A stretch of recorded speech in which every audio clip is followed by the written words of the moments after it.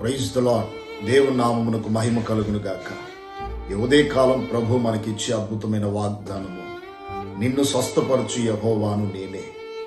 నిర్గమకాండం 15వ అధ్యాయంలో పరిశుద్ధాత్మ దేవుడు మనకిస్తున్నటువంటి అద్భుతమైన మాట. మన జీవిత యాత్రలో కొన్ని సంవత్సరాలుగా కొన్ని రోగాలు మనల్ని వెంటాడుతూ ఉంటాయి. 12 సంవత్సరాలుగా రక్తస్రావ రోగంతో ఒక తల్లి బాధపడుతూ ఉంది. 18 సంవత్సరాలుగా నడుము వంగిపోయిన స్థితిలో ఒక తల్లి వేదన నొందుతూ ఉంది.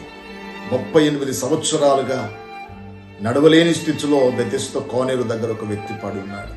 ఈ విధంగా కొన్ని జబ్బులు, కొన్ని వ్యాధులు, కొన్ని రోగాలు కొన్ని సంవత్సరాలుగా. ఈరోజు నేను అంటాను, ఇంతవరకు ఎన్ని సంవత్సరాల నుండి నీవు ఈ వేదనలు పడుతున్నావో, బలహీనతను అనుభవిస్తున్నావో, రోగాల వెంబడి నడుస్తూ ఉన్నావో, వ్యాధులను అనుభవిస్తున్నావో, పరిశుద్ధాత్మ దేవుడు ఈ ఉదయకాలం, ఈ దినము మనకిచ్చే అద్భుతమైన వాగ్దానము, నిన్ను స్వస్థపరచు యెహోవాను నేనే. ఇంతవరకు టాబ్లెట్స్ నిన్ను స్వస్థపరచలేదు, డాక్టర్లు, వైద్యులు నిన్ను బాగు చేయలేదు. ఆ 12 సంవత్సరాల రక్తస్రావం రోగం కలిగిన స్త్రీ వైద్యుల చేత ఎన్నో తిప్పలు పడింది. టాబ్లెట్ ద్వారా జరిగినది, మెడిసిన్ ద్వారా జరిగింది, డాక్టర్ల ద్వారా జరిగింది, దేవుని ద్వారా నీ జీవితంలో ఈ దినము జరగబోతూ ఉంది.